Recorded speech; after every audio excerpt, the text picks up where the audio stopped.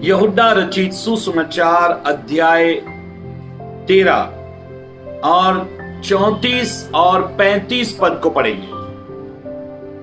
मैं तुम्हें एक नई आज्ञा देता हूँ। हाँ, book of John chapter 13 verse 34 35। हाँ, मैं तुम्हें एक नई आज्ञा देता हूँ यीशु ने कहा कि मैं तुम्हें एक नई आज्ञा देता हूँ कि एक दूसरे से प्रेम रखो। कि तुम एक दूसरे से प्रेम रखो। प्रभु एक नई आज्ञा दे रहा है। चेलों को यीशु ने कहा मैं तुम्हें एक नई आज्ञा दे रहा हूं कि तुम आपस में एक दूसरे से मोहब्बत रखो, प्रेम रखो, प्यार रखो। हाँ, जैसा मैंने तुमसे प्रेम रखा है। और प्रभु ने उदाहरण दिया, जैसा मैंने तुमसे प्रेम किया तुम भी वैसा मुझसे प्रेम करो। अपने अपने लोगों से प्रेम, जैसे मैंने तुमसे प्रेम किया वैसे ही तुम भी आपस में एक दूसरे से प्रेम रखो। वैसा ही तुम भी एक दूसरे से प्रेम रखो। एक दूसरे से प्रेम रखो। यदि आपस में प्रेम रखोगे, यदि तुम आपस में प्रेम रखोगे तो इसी से सब जानेंगे, तो इसी से लोग जान लेंगे कि तुम मेरे चेले हो। बोलो हालेलुया। बाइबल ये कहती है, परमेश्वर का कलाम कहता है, यीशु ने कहा अगर तुम आपस में प्रेम करोगे, तुम अगर आपस में प्रेम करोगे तो इसी से लोग जान लेंगे कि ये तुम मेरे चेले हो। देखो, हर गुरु, हर धर्म के लोग, कुछ ना कुछ उनके पास में एक शिक्षा होती है, एक विशेषता होती है। उनके पास में एक ड्रेस कोड होता है जिससे वो दूर से पहचान ले जाते हैं कि ये उस गुरु का या उस धर्म शास्त्र का पालन करने वाले लोग हैं। जानते हो यीशु ने हमें क्या ड्रेस कोड दिया? यीशु ने हमें क्या पहरावा दिया? हमारी कैसी मसीह में पहचान है? अन्य जाति के लोग हमें कैसे पहचानेंगे कि हम यीशु के लोग हैं? यीशु ने बड़ी साफ और स्पष्ट रीति से बताया कि हमारी क्या पहचान है। अगर आप आ रहे हो, आपके पड़ोसी, आपके आसपास के लोग आपको देखकर पहचानना चाहिए और ये कहना चाहिए, अरे ये मसीह भाई है। यीशु ने कहा अगर तुम आपस में प्यार करोगे, इससे लोग जान लेंगे कि तुम मेरे चेले हो। जानते हो हमारे पास एक चिन्ह है यीशु के चेला होने का, यीशु का शिष्य होने का। अगर हम यीशु के डिसाइपल हैं तो हमारे पास में वो चिन्ह होना चाहिए, और वो चिन्ह है कि हम लोगों से प्रेम रखें। पवित्र ग्रंथ बाइबल में, परमेश्वर के कलाम, पवित्र शास्त्र बाइबल में हम पढ़ रहे हैं। एक पद को पढ़ेंगे, पहला कुरिन्थियों 13 अध्याय, पहला और दूसरा पद। पहला कुरिन्थियों 13 अध्याय, पहला और दूसरा पद। यदि मैं मनुष्य और स्वर्गदूतों की बोलियां बोलूं, अगर मैं मनुष्य और स्वर्गदूतों की बोलियां बोलूं, या तो मैं जमीन की भाषा बोलूं या आसमान की भाषा बोलूं, हाँ, और प्रेम न रखूं, और अगर मैं प्रेम न रखूं तो मैं ठनठनाता हुआ पीतल, तो मैं ठनठनाता हुआ पीतल और झनझनाती हुई झांझ, और मैं झनझनाती हुई झांझ। ये ठनठनाता पीतल और झनझनाती झांझ का मतलब है केवल आवाज, केवल शोर, केवल शब्द, केवल एक शोर है। अगर आप परमेश्वर में अपने भाइयों से, बहनों से, कलीसिया से, आसपास के लोगों से प्रीति नहीं रखते, प्यार नहीं रखते, अगर आप प्रेम नहीं रखते, तो पौलुस कहता है अगर मैं ऐसा ही जीवन जीऊं तो मैं ठनठनाता हुआ पीतल और झनझनाती हुई झांझ हूं। हाँ, और यदि मैं भविष्यवाणी कर सकूं, अगर मैं भविष्यवाणी कर सकूं और सब भेदों और सब भेद और सब प्रकार के ज्ञान को समझूं, और सब प्रकार के ज्ञान को समझूं, और मुझे यहाँ तक पूरा विश्वास हो और मुझे यहाँ तक पूरा विश्वास हो कि मैं पहाड़ों को हटा दूं अगर मुझे पूरा विश्वास हो कि मैं पहाड़ को हटा दूंगा, परंतु प्रेम न रखूं, अगर पहाड़ को हटाने वाला विश्वास है आपके अंदर, लेकिन अगर प्रेम नहीं है, हाँ, तो मैं कुछ भी नहीं। तो मैं कुछ भी नहीं। बड़ी बड़ी ऊंची शख्सियत, बड़े बड़े ऊंचे पद पोस्ट ओहदों पर बैठने वालों, कॉलर टाइट करके सोना चांदी पहनने वालों, हाथ में महंगा मोबाइल और बड़ी लंबी चौड़ी कार और अपने पास बंगला, जमीन, प्रॉपर्टी, संपत्ति रखने वालों, अगर आप प्रेम नहीं रखते तो परमेश्वर आपको पहचानता नहीं। अगर आप प्रेम नहीं रखते तो परमेश्वर आपको जानता नहीं। आप क्या शख्सियत हो, क्या पहचान आपने मसीह में बनाई? क्या आपके कपड़े आपकी पहचान है? क्या आपके सोने चांदी ने आपकी पहचान है? क्या आपकी डिग्री, क्या आपकी धन संपत्ति, रुपया पैसा, या आपका एक ऊंचा बंगला, मकान, हवेली, ये आपकी पहचान है? जानते हो, यीशु कहता है कि मेरे शागिर्दों की ये पहचान है, मेरे चेलों की ये पहचान है कि वे आपस में एक दूसरे से प्रेम रखें। ये नया साल का संदेश है आपके लिए। जानते हो, हम कितने भी ऊंचे पद पोस्ट पे क्यों ना बैठ जाए, जिस पेड़ पर बहुत फल लगते हैं, जानते हो वो पेड़ झुक जाता है। जिस पेड़ पर बहुत फल लगते हैं, वो पेड़ जो है वो झुक जाता है।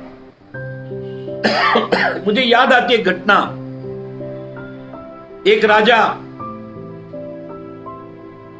रास्ते से रथ पर बैठकर अपनी सेना के साथ जा रहा था और बच्चे आम के पेड़ पर पत्थर मारकर आम तोड़ रहे थे। एक बच्चे ने पत्थर मारा, वो पत्थर आम में तो लगा नहीं, लेकिन राजा के सर में जाके लगा। राजा का सर में से खून टपकने लगा, खून बहने लगा। जैसे ही राजा के सर से खून बहने लगा, राजा ने कहा, किसने पत्थर मारा? तो जितने बच्चे थे वो सब भागे। जहां वो रहते थे, राजा रथ पर सवार होकर अपनी सेना के साथ वहां पहुंच गया और सैनिक ने अनाउंसमेंट किया, जिसने राजा को पत्थर मारा वो सामने आ जाए। सभी बच्चों ने कहा, अगर आगे सामने तो खैर, नहीं तो मार दिए जाएंगे। तो वो सारे बच्चे सामने आ गए। राजा ने पूछा, तुम में से किसने मुझे पत्थर मारा जो मेरा सर फूट गया? किसने मारा? एक लड़का बड़ा कांपता हुआ, डरता हुआ आ गया।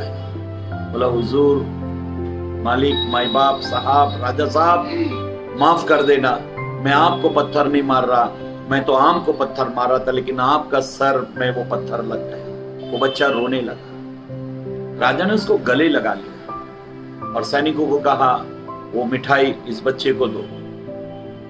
ढेर सारी मिठाइयां उस बच्चे को दी। ये बच्चा बड़ा ताज्जुब हो गया, ये क्या बात हुई? मैंने राजा के सर में पत्थर मार दिया, राजा का सर फट गया और राजा मुझे मिठाई दे रहे। जब राजा से इस बच्चे ने पूछा, और वहां पर बड़े समझदार लोग खड़े थे, वो लोग बड़े ताज्जुब से देखने लगे, ये राजा साहब ने ये क्या किया? इस बच्चे को तो थप्पड़ मारना चाहिए था, इसको तो सजा मिलनी चाहिए थी, फिर राजा साहब ने ये उसको मिठाइयां क्यों दे दी? तब सब गांव के लोगों ने बोला, राजा साहब, आपने पत्थर के बदले मिठाई दी, इसका क्या अर्थ है? राजा ने कहा कि देखो, ये बच्चे जब पत्थर इस पेड़ को मारते हैं, जब ये पेड़ को जब ये बच्चे पत्थर मारते हैं, तो वो पत्थर के बदले ये पेड़ इन्हें मीठा आम देता है। ये पेड़ का काम है एक मीठा आम देना। जैसे जितनी तेजी से पत्थर मारा जाता है, उतना मीठा आम ये पेड़ इन्हें देता है। तो मैं तो राजा हूं, बादशाह हूं, क्या मेरा काम नहीं है? मेरा भी काम है कि मैं इन्हें मिठाई देने पाऊं। मेरी बहनों, मेरे भाइयों, हो सकता है आपका कोई दुश्मन हो, शत्रु हो, जो आपसे बदला लेता हो, आपको बदनाम करता हो, आपके हर कार्यक्रम को खराब करता हो। कुछ छुपे हुए लोग ऐसे होते हैं जो बदमाशी करते हैं, जो अच्छे कार्यक्रम में नफरत फैलाते हैं, कुछ गड़बड़ी करते हैं। ऐसे कई लोग हैं जो छुप छुप कर कुछ ऐसा काम कर देंगे जिससे बड़े बड़े काम खराब हो जाते हैं। क्या हमको उनसे बदला लेना चाहिए? क्या उनसे हमको नफरत करनी चाहिए? बाइबल ये कहती है, परमेश्वर का कलाम ऐसा कहता है, पढ़ेंगे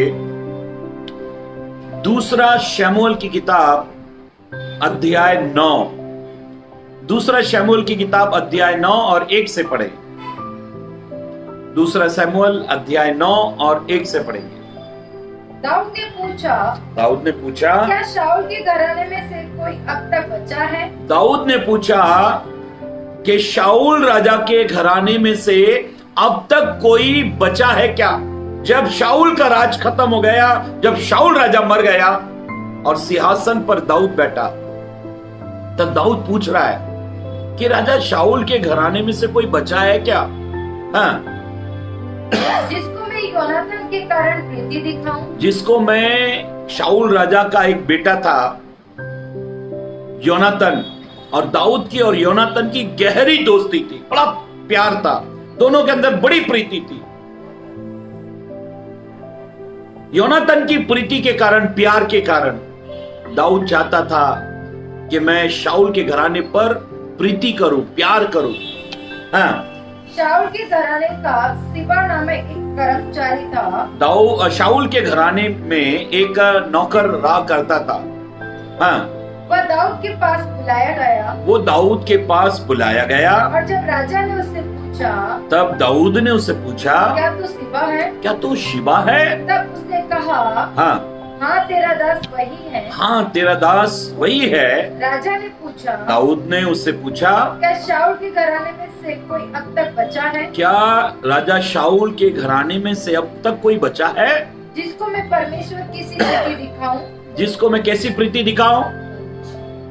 परमेश्वर जैसे प्यार करता ना, मैं वैसे प्यार उसको करना चाहता हूँ।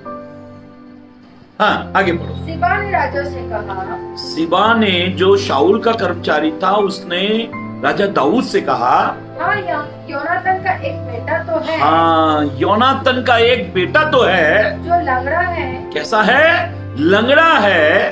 राजा ने उससे पूछा, दाऊद ने उससे पूछा, वो कहाँ है? वो कहाँ है? शिबा ने राजा से कहा, शिबा ने राजा से कहा, वह तो लोदबार नगर में अमीर के पुत्र मकीर के घर पे रहता है। उसने कहा कि एक व्यक्ति के घर में वो रहता है, वो लंगड़ा है। तब राजा दाऊद ने दूध बेचकर, तब राजा ने अपने सेवकों ने, दाऊद ने अपने सेवकों को बेचकर लोदबार से अमीर के पुत्र मकीर के घर से बुलवा लिया। हाँ, जब मपीबोशेत को, जो योनातान का पुत्र और शाऊल का पोता था, दाऊद के पास आया, तब मुंह के बल गिर के दंडवत किया। दाऊद ने कहा, हे मपीबोशेत। उसने कहा, तेरे दास को क्या आज्ञा? दाऊद ने उससे कहा, मत डर, तेरे पिता योनातान के कारण मैं निश्चय तुझको प्रीति दिखाऊंगा और तेरे दादा शाऊल की सारी भूमि तुझे फेर दूंगा। और तू मेरी मेज पर नित्य भोजन किया कर। अभी मपीबोशेत जो दाऊद के मित्र का बेटा था, अब ये इस जवान लंगड़े से राजा दाऊद क्या कहता है जानते हो? कि मैं तेरे साथ में प्रीति दिखाऊंगा, मैं तुझे प्यार करूंगा और तू अब से मेरे साथ में मेरी मेज पर भोजन करेगा। अब से तू मेरी मेज पर भोजन करेगा। जानते हो एक राजा का फर्ज क्या होता है? जो सिंहासन पर बैठता है, पिछले वाले राजा के पूरे घराने को नाश करता है। अगर वो राजा बन गया तो जो भी राजा, पिछले वाला राजा था, उसको, उसके पूरे घराने को मार देता था, ताकि उसके वंश से फिर कोई राजा बनने के लिए खड़ा ना हो जाए। लेकिन दाऊद ने इसका उल्टा किया। दाऊद ने पूछा, शाऊल के घराने में से कोई है?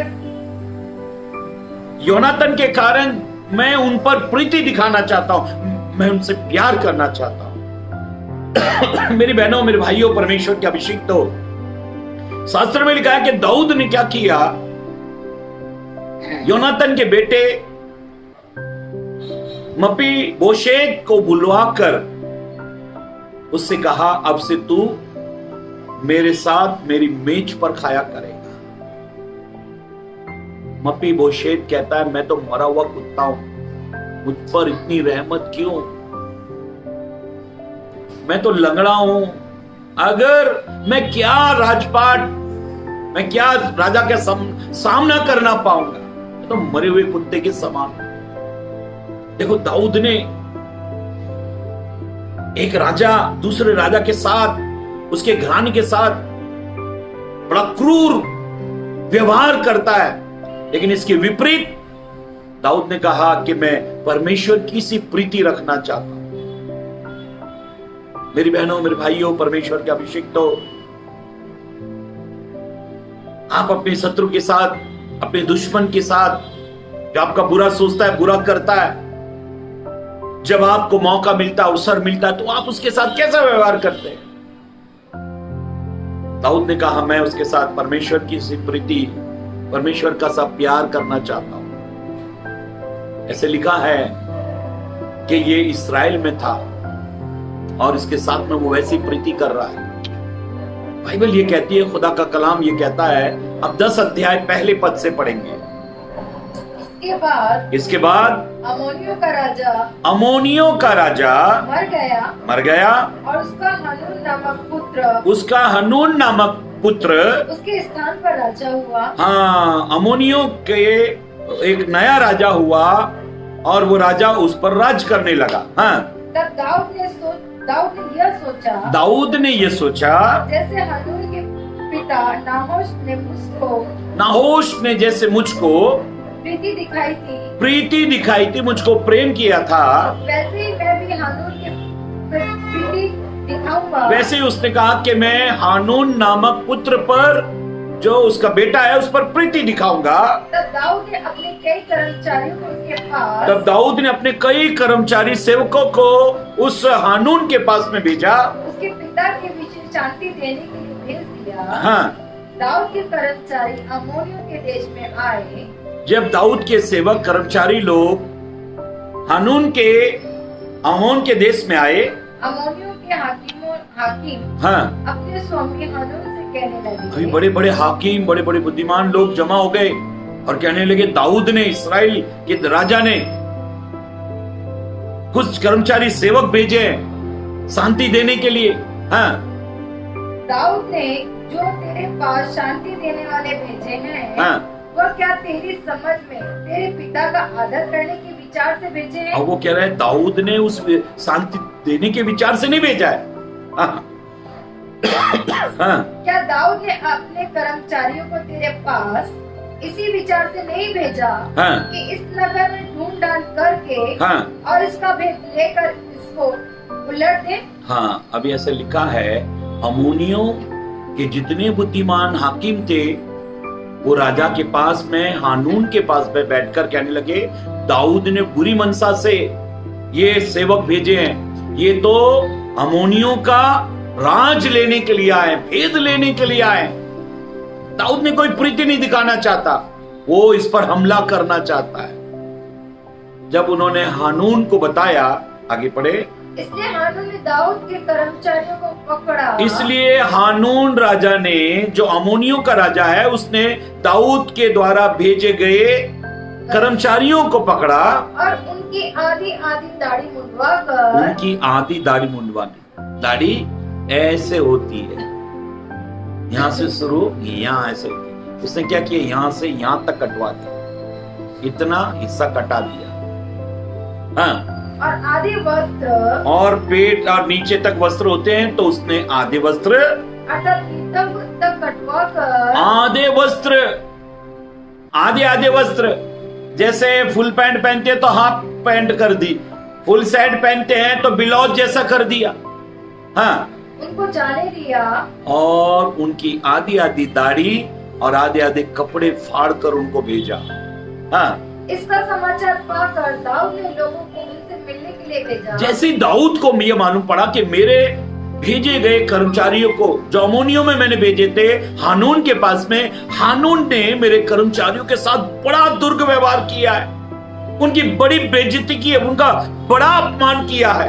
हाँ, क्योंकि बहुत लज्जित थे। वो कर्मचारी जानते हो, इस्राएल में आने के लिए तैयार नहीं थे, राजा के पास आने के लिए तैयार नहीं, क्योंकि वो उनको बड़ा लज्जा आ रही थी। आधी आधी दाढ़ी काट दी गई है, आधे आधे कपड़े फाड़ दिए गए। एक बादशाह का निमंत्रण लेकर, राजा बादशाह का निमंत्रण लेकर अमोनियों के देश में गए थे और उन्होंने उसके साथ बड़ा दुर्व्यवहार किया। तब ऐसा लिखा है कि दाऊद ने समाचार पाकर अपने अन्य लोगों को उनसे मिलने के लिए भेजा, क्योंकि बहुत लज्जित थे, क्योंकि वो बहुत लज्जित थे। और राजा ने ये कहा, जब तक तुम्हारी दाढ़ी बढ़ न जाए, तब तक यरीहो में ठहरे रहो, तब तक यरीहो में रहो। तब लौट आना, जब दाढ़ी बढ़ जाए तब आना। मेरी बहनों, मेरे भाइयों, अम्मोनियों के प्रति, जो अन्य जाति हैं, उनके प्रति दाऊद बिल्कुल सॉफ्ट था। दाऊद को तुरंत गुस्सा क्रोध नहीं आया। दाऊद चाहता था तो अपनी बल से, अपनी ताकत से, देखो, दूत का अपमान राजा का अपमान होता है। उन्होंने दूत का अपमान करके भेजा, मतलब राजा का अपमान करना। लेकिन जानते हो दाऊद ने क्या किया?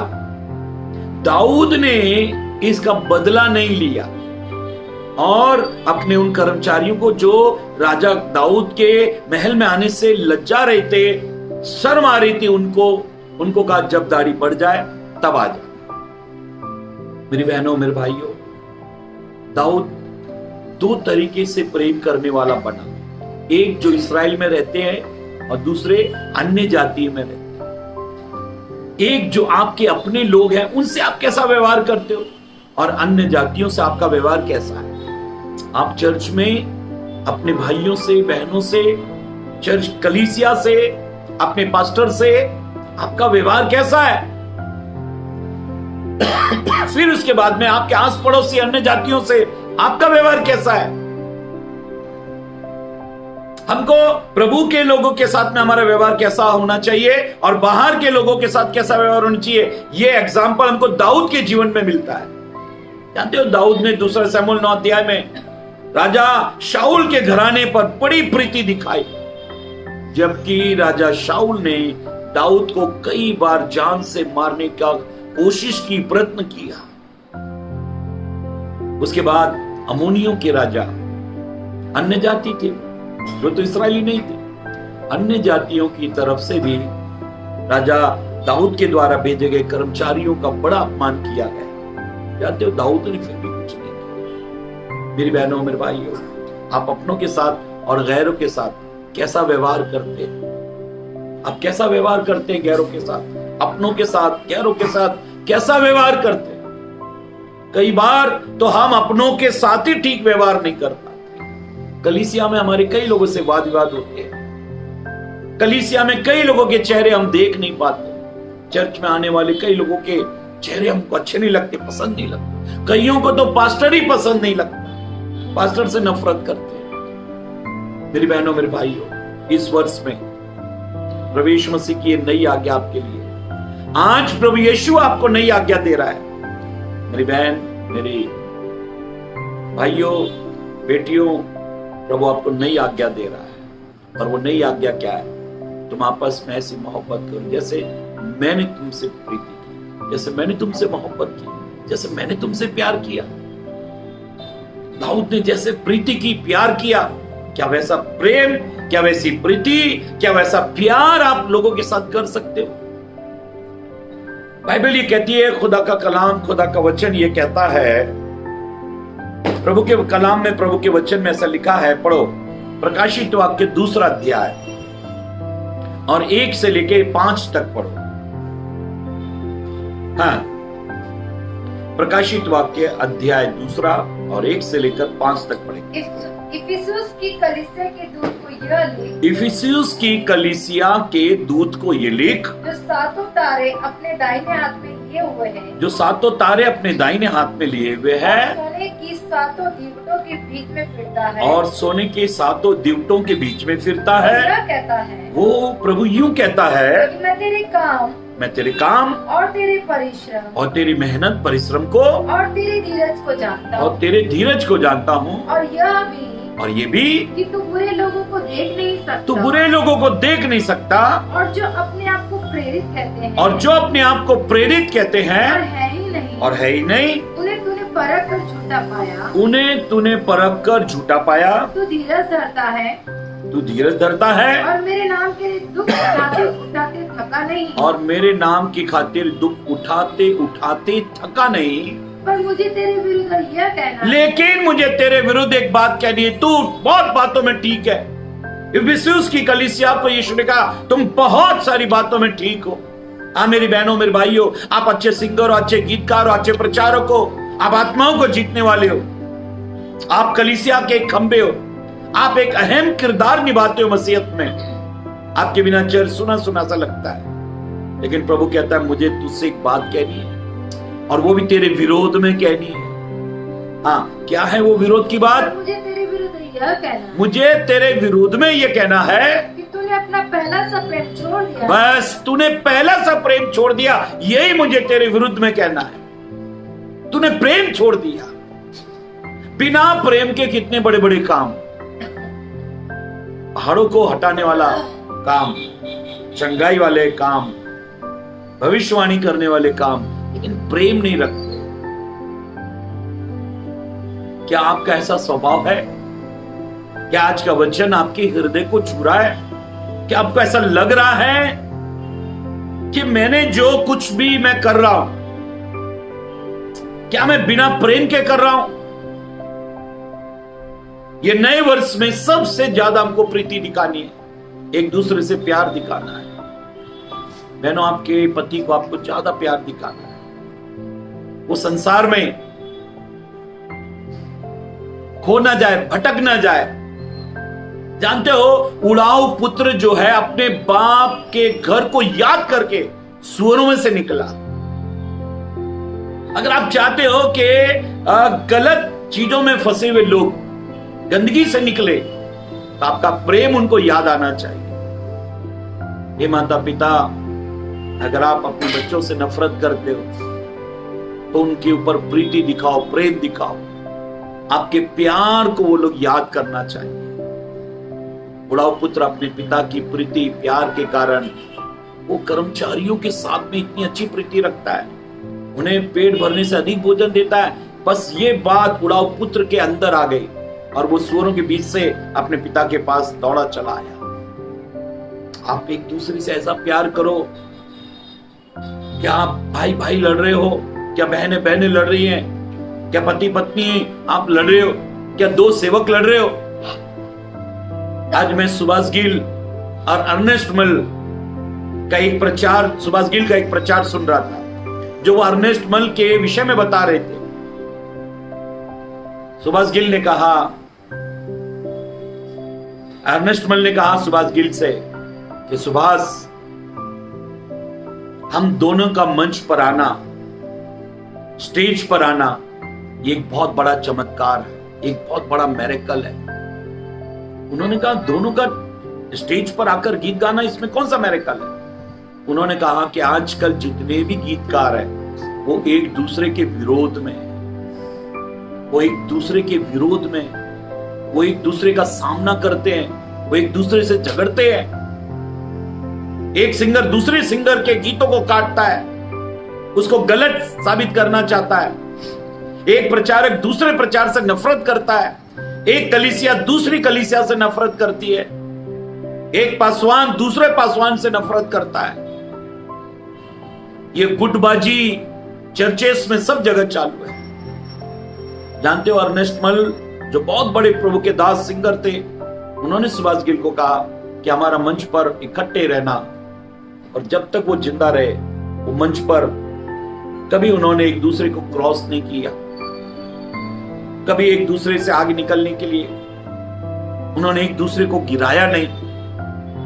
मेरी पवित्र बहनों, पवित्र भाइयों, आज का वचन यीशु ने 35 पद में, यूहन्ना रचित सुसमाचार 13 अध्याय 35 पद में कहा, जैसे मैंने तुमसे प्यार किया है वैसे तुम एक दूसरे से प्यार करो, इससे लोग जानेंगे कि तुम मेरे चेले हो। जानते हो, याकूब और यूहन्ना ये पद के लालची थे, फिर भी यीशु इनको प्यार करता था। और विशेष जगहों पर यीशु उन दोनों को लेकर जाता था। आपको याद होगा, पतरस बिना सोचे समझे कुछ भी बोल देता था। पतरस बिना सोचे समझे कुछ भी बोलता था। जानते हो, उसी पतरस को एक बड़ी जिम्मेदारी प्रभु यीशु मसीह ने दी, जो बिना सोचे समझे कुछ भी बोल देता था। यीशु ने कई बार उसको फटकार लगाई, लेकिन जब बड़ी जवाबदारी, कलीसिया की बड़ी जवाबदारी देनी थी, तब यीशु ने पतरस को आगे बुलाया और उसको कहा, मेरी भेड़ों को चरा, मेरी भेड़ों की रखवाली कर, मेरे मेमनों को चरा, मेरी भेड़ों की रखवाली कर। मेरी बहनों, मेरे भाइयों, परमेश्वर के अभिषिक्त हो, यहूदा इस्करियोती लालची था, चोर था, वो दान पात्र में से पैसे चुराया करता था। उस यहूदा इस्करियोती को यीशु ने प्रीति दिखाई, प्यार दिखाया और उसको खजांची बनाया। मेरी बहनों, मेरे भाइयों, पवित्र शास्त्र बाइबल में हम पढ़ रहे हैं, यूहन्ना को यीशु ने अपनी मां दे दी और कहा, ए नारी, देख ये तेरा पुत्र है, और उससे कहा, ये तेरी मां है। जानते, जब यीशु क्रूस पर थे, यूहन्ना को अपनी मां मरियम दे दी। यीशु ऐसी प्रीति अपने चेलों से रखते थे, इसलिए यीशु ने कहा, जैसे मैंने तुमसे प्रेम किया वैसे ही तुम एक दूसरे से प्रेम करो। आपके प्रेम में त्याग, कुर्बानी, बलिदान होना चाहिए। एक दूसरे से प्रेम करना सीखना चाहिए। और बाइबल ये कहती है, पढ़ेंगे एक पद को, प्रेरितों के काम 2 अध्याय 44 और 45 पद। प्रेरितों के काम अध्याय 2 और उसका 44 और 45 पद को पढ़ेंगे। और सब विश्वास करने वाले इकट्ठे रहते थे, और सब विश्वास करने वाले इकट्ठे रहते थे, और उनकी सब वस्तुएं साझे में थी, और उनकी सारी वस्तुएं साझे की थी, कॉमन थी, कॉमन। पहले की कलीसिया में विश्वासी लोग इकट्ठे रहते थे, उनका गंगा तेल, साबुन, उनकी चीजें, वस्तुएं सब साझे की थी। कोई ये नहीं कहता था मेरी चीज है, सब कॉमन थी, कॉमन। मेरी पवित्र बहनों, पवित्र भाइयों, उनकी हर एक चीज साझे की थी। अगर आप अपनी चीज किसी को दे नहीं सकते, अगर आपको देना पसंद नहीं है, अगर आप अपनी कोई चीज लोगों को दे नहीं सकते, इसका मतलब प्रीति नहीं, प्यार नहीं आपके अंदर। पवित्र ग्रंथ बाइबल में ऐसा लिखा है कि उनकी सब चीजें साझी की थी। साझे के मतलब कॉमन, इस पर किसी का अधिकार नहीं, ये हर एक व्यक्ति इसको ले सकता है। बाइबल ये कहती है, खुदा का कलाम कहता है, गलातियों की पत्री 5 अध्याय 13, 14 और 15 पद पढ़ ले। गलातियों की पत्री 5 अध्याय 13, 14 और 15 पद पढ़ेंगे। हे भाइयों, स्वतंत्र होने के लिए बुलाए गए हो। तुम स्वतंत्र होने के लिए बुलाए गए हो, परंतु ऐसा ना हो, परंतु ऐसा ना हो, ये स्वतंत्रता शारीरिक कामों के लिए अवसर बने, शारीरिक कामों के लिए अवसर बन जाए, वरन प्रेम से एक दूसरे के दास बनो, वरन प्रेम से एक दूसरे के दास बनो, क्योंकि सारी व्यवस्था, सारे नियम इस एक ही बात में पूरी हो जाती, क्योंकि सारे व्यवस्था, सारे नियम, सारे वचन एक बात में पूरे हो जाते हैं। अपने पड़ोसी से अपने समान प्रेम रख, अपने पड़ोसी से अपने समान प्रेम रख। पर यदि तुम एक दूसरे को दास, एक वचन में सारे वचन पूरे हो जाते हैं। अपने पड़ोसी से अपने समान प्रेम, एक वचन से सारे वचन पूरे हो जाते हैं। क्या आप एक वचन मानना चाहते हो या सारे वचन मानना चाहते हो? अगर आप हर एक उस व्यक्ति से जो इस पृथ्वी पर रहता है, अगर आप प्रीति रखते हो, तो आप सारे वचन मानने वाले हो। अगर आप सबसे प्यार करते हो, तो आप हर वचन को मान सकते हो। कितना आसान और सरल तरीका प्रभु ने बता दिया स्वर्ग जाने का और सारे वचन को मानने का, कि तुम अपने पड़ोसी से प्रेम करो। जब आप अपने पड़ोसी से प्रेम करते हैं, जब आप अपने पड़ोसी से अपने समान प्रेम करते हैं तो आप वचन के सारे वचन को, आप सारे आज्ञाओं को आप बड़े आसानी से और सरलता से मानने लगते। क्या आपको ऐसा लग रहा है कि बाइबल के वचन बड़े कठिन है? क्या बाइबल की आज्ञाएं आपको कठिन लग रही हैं? अगर हाँ मेरी बहनों मेरे भाइयों ऐसा लग रहा है, तब इसका सबसे आसान और सरल तरीका है, आप सबसे प्यार करो, आप सबसे मोहब्बत करो। अगर ऐसा करते हो तो आप वचन को पूरा करते हो, आप प्रभु के प्रेम में बने रहते हो, आप प्रभु के प्यार में बने